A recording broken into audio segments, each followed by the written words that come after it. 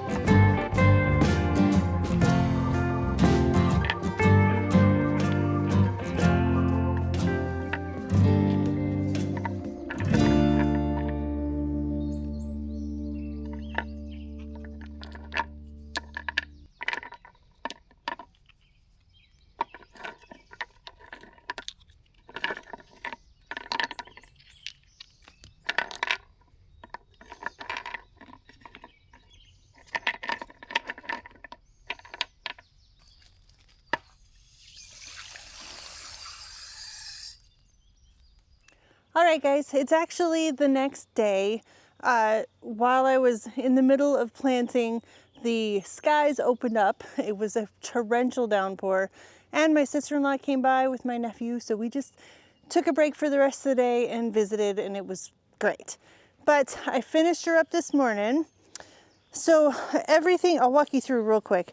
All of those little seedlings, I know they're really hard to see, but all the seedlings, the lupin, echinacea, the salvia, the daisies, the painted daisies, all these little guys, even some flowers on them.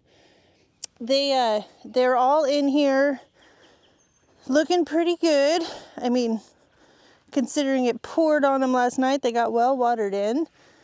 The clematis is good. This guy got a little sunburned earlier in the season, but it's got fresh growth coming out of the bottom, so I'm not worried about it. And then we also put in this little bug hotel, which hopefully the birds won't attack it. It should be good for bees and butterflies and other pollinators.